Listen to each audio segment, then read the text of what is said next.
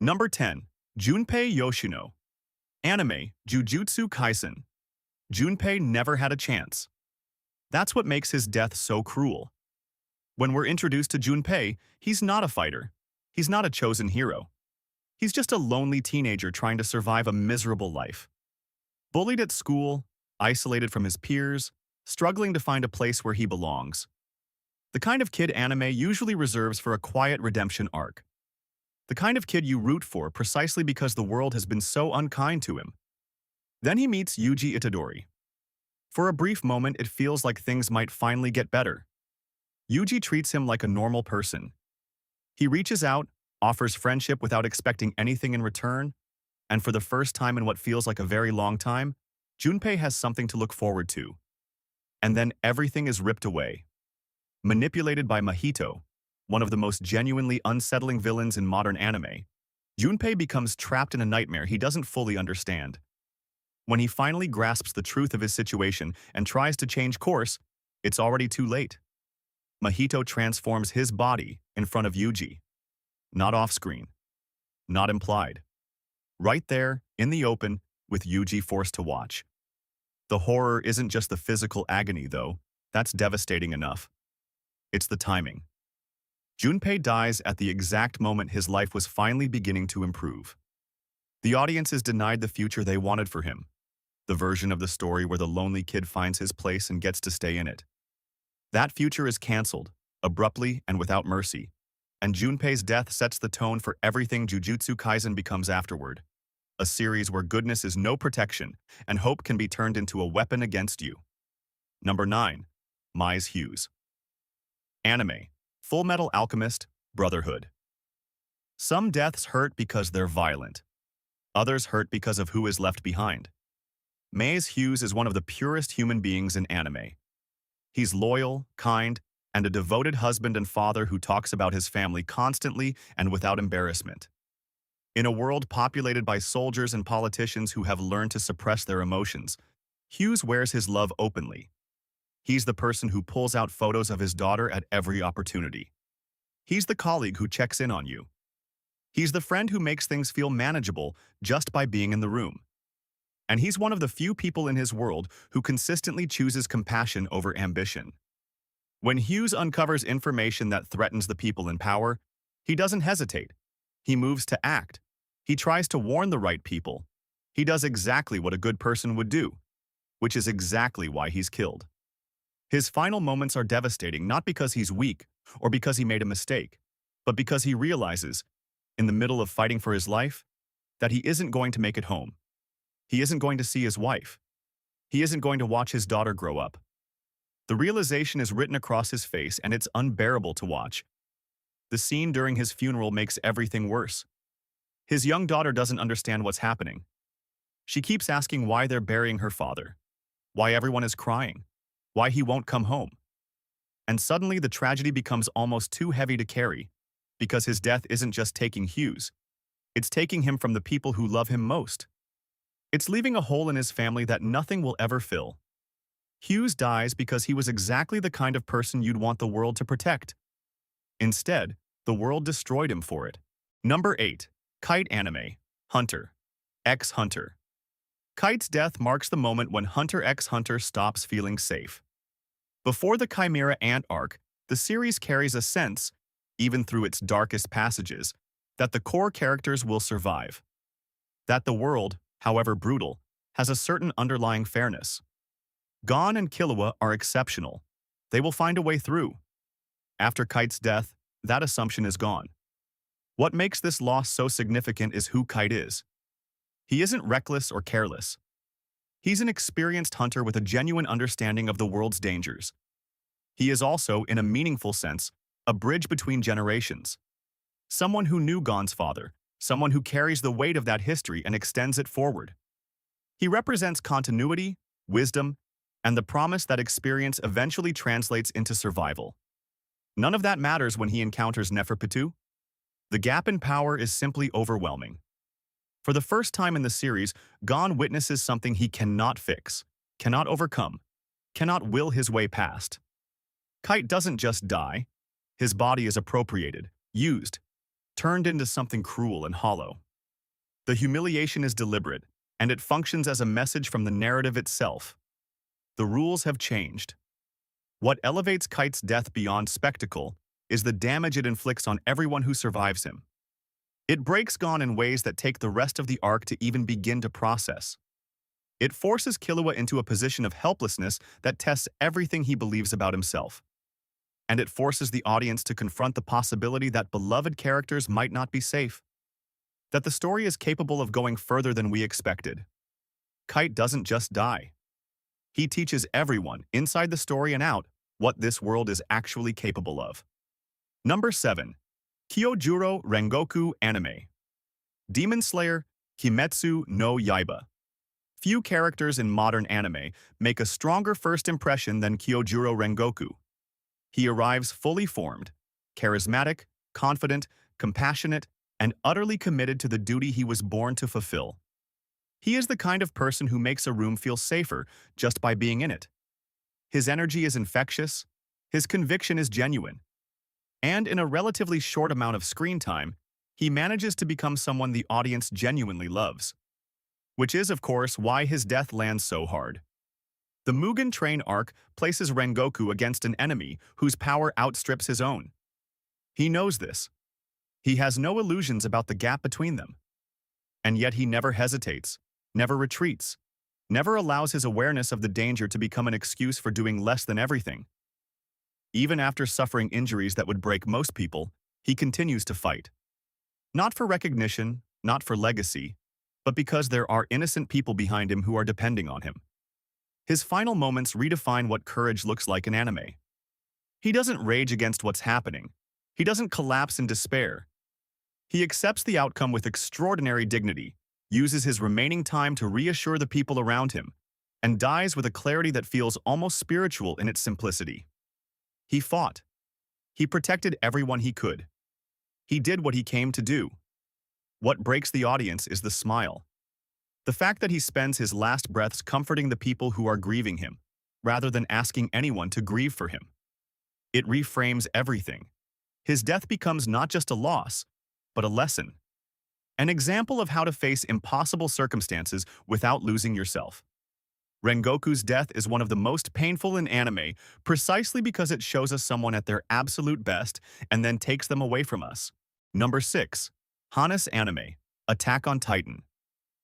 For years, Hannes lived with guilt. The guilt of failing to save Carla Jaeger. The guilt of running when he should have fought. The guilt of choosing survival over sacrifice and spending every subsequent day knowing what that choice had cost. It's a particular kind of grief, the kind that doesn't announce itself loudly but sits quietly behind everything you do, reshaping you slowly from the inside. Attack on Titan gives Hannes something rare, a second chance. When that moment arrives, when he finally stands between Eren and the smiling Titan, the same creature responsible for the wound that has defined the last several years, everything in the narrative seems to be building toward something. A reckoning. A redemption. The story doing the one thing we most want it to do. He fights with everything he has. He charges in with full knowledge of the risk. He becomes, finally, the protector he always wanted to be. And then he's killed. Brutally. Quickly. Right in front of Eren and Mikasa. The same Titan responsible for the defining trauma of their lives takes another person they love. There's no dramatic reversal. No last-minute rescue. Hannes dies trying to correct the greatest regret of his life, and he fails anyway. The cruelty of the moment is almost architectural. The narrative builds hope deliberately, lets you believe in it, and then collapses it completely. It's a microcosm of what Attack on Titan does at its best, showing us that the world doesn't owe anyone a redemption arc. That trying to do the right thing, even with everything you have, is sometimes not enough. Number 5. Kento Nanami. Anime, Jujutsu Kaisen. Nanami is exhausted. That's the tragedy. He's not chasing glory or trying to become a legend. He never wanted any of that. He simply wants people to survive. He came back to sorcery not because of ambition, but because the alternative, a quiet, comfortable life while other people died in his place, was something he couldn't live with. There is something both admirable and heartbreaking about that kind of reluctant duty. The person who serves not because they love the fight, but because they can't find a way to stop caring. Throughout the series, Nanami serves as a stabilizing presence. Reliable, professional, grounded. The kind of mentor who doesn't lecture but leads by example. The kind of person who makes younger sorcerers believe that it's possible to be both effective and decent. Around him, chaos feels slightly more manageable. During the Shibuya incident, he reaches his absolute limit. His body is destroyed in stages. His energy is spent. He keeps moving anyway, because there are still people who need help, and stopping is not something Nanami knows how to do when others are in danger. Then he encounters Mahito. The death is sudden, brutal, and deeply unfair, which is to say it is perfectly in keeping with how Jujutsu Kaisen treats its best characters. There's no dramatic final speech. There's no moment of triumph.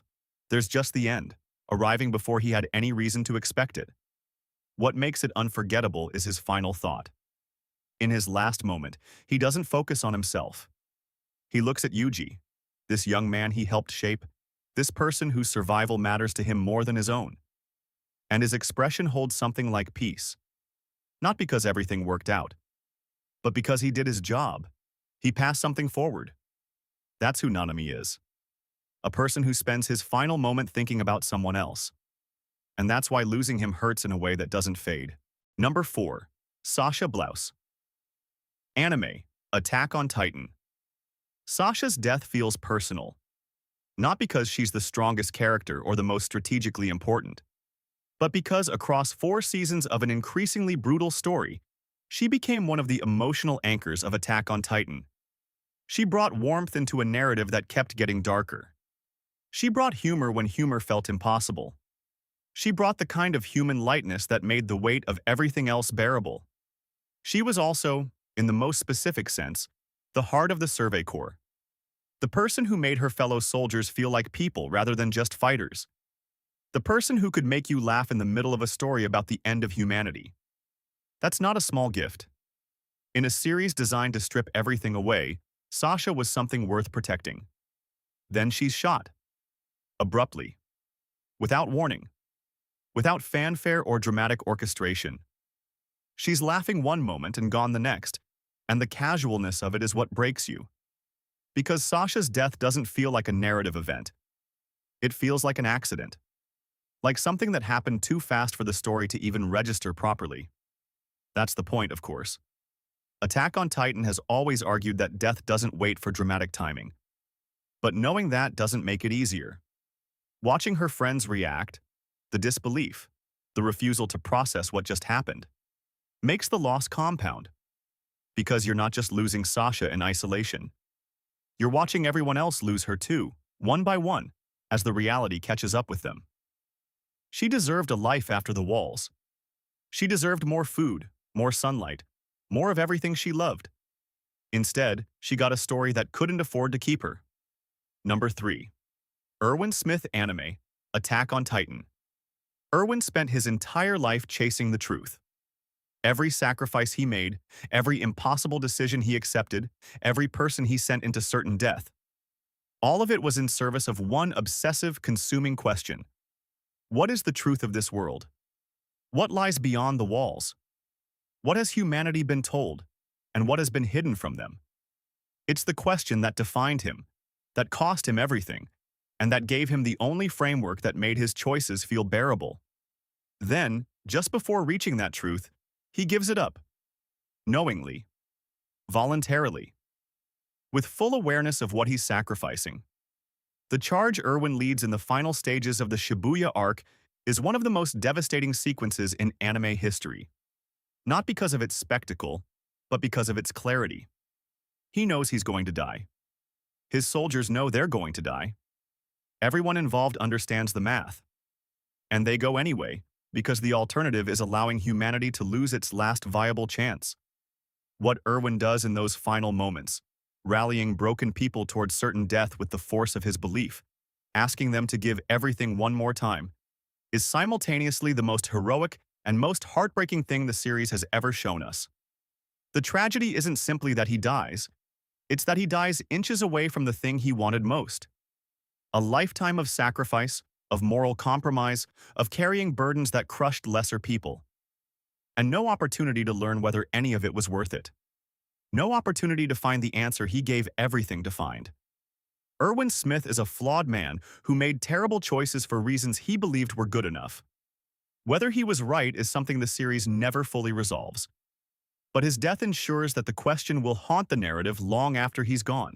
Number 2. Portgas D. Ace Anime. One Piece. For hundreds of episodes, the story builds toward one objective: save Ace. It's not a subtle narrative. The Marineford arc is constructed as an escalating rescue mission, an exercise in sustained hope against impossible odds. Entire armies mobilize. Alliances form that shouldn't be possible. The greatest pirates alive throw themselves into a war for the life of one man.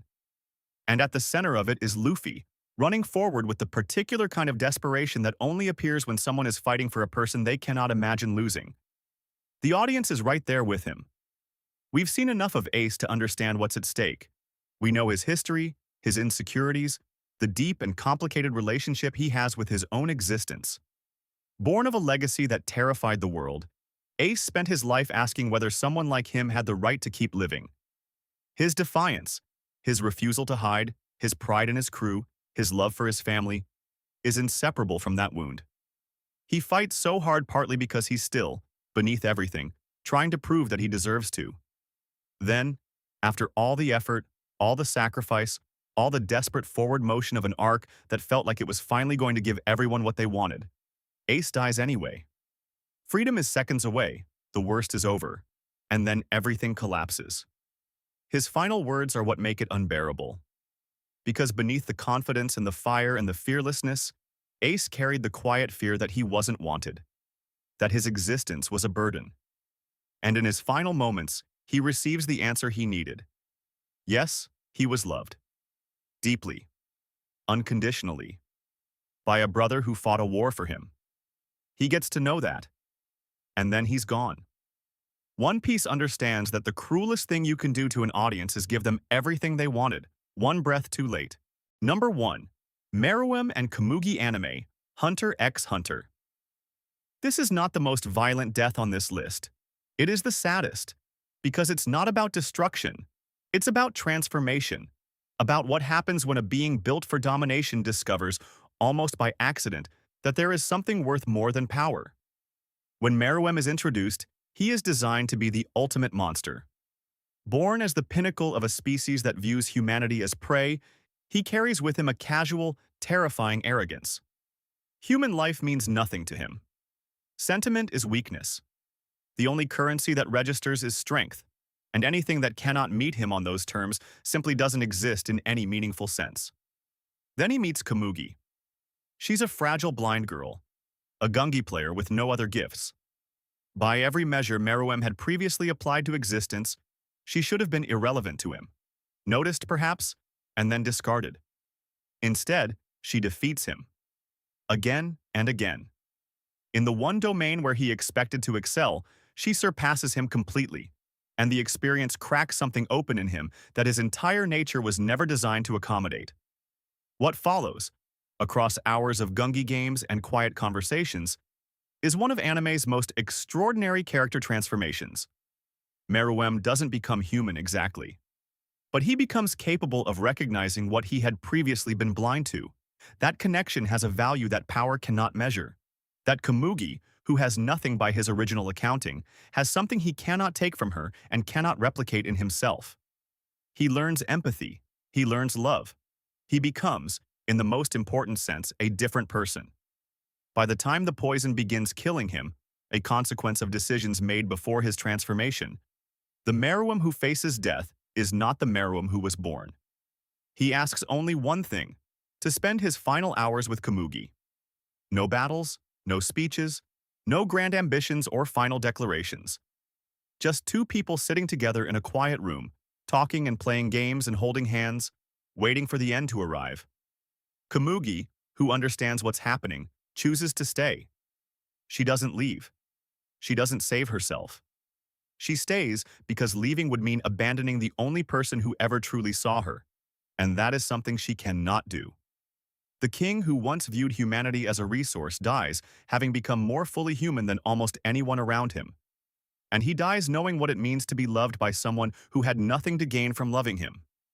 It is the most beautiful and most tragic ending in anime.